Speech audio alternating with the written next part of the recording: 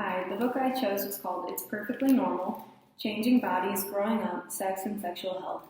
On the cover, it says that this book was written for children ages 10 and up and has to do with a lot of puberty mainly, so this applies to that age group mainly and has for both boys and girls. This book was written by Robbie H. Harris. Her career began as a teacher at the Bank Street College of Education School for Children, so right away we can tell that she has a lot of knowledge in the field of children and their sexuality, making her a very credible source.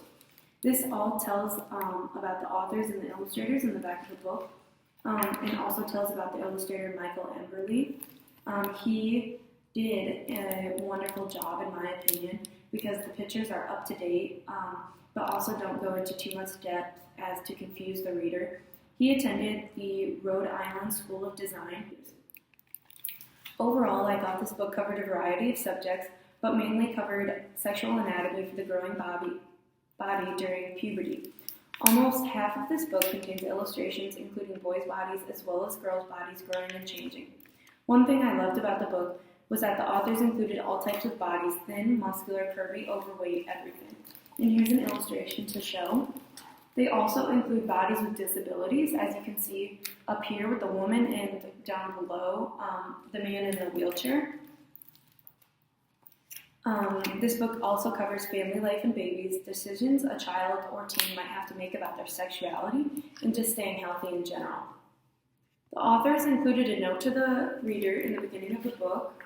It says that whoever is reading the book, adults or children, will have the most up-to-date information available because the authors add information to the book online and in print whenever new information comes out or is available.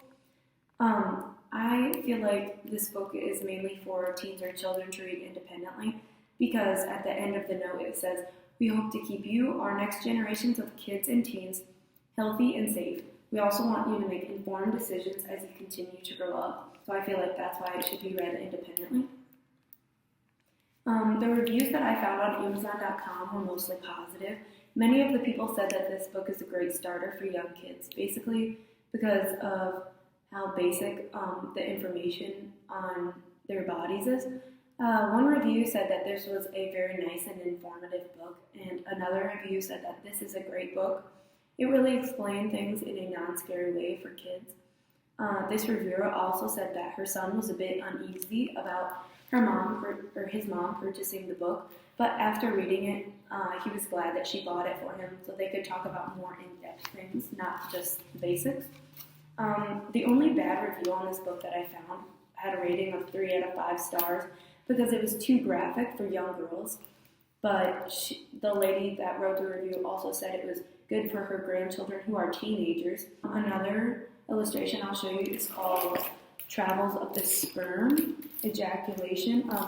I thought the author did a great job of explaining sperm traveling in a non-scary way for children who are just learning about this topic, and put some little funny things in there too to make it not so uncomfortable if they're reading this with their parents. The last illustration I'm going to show you guys is birth control options.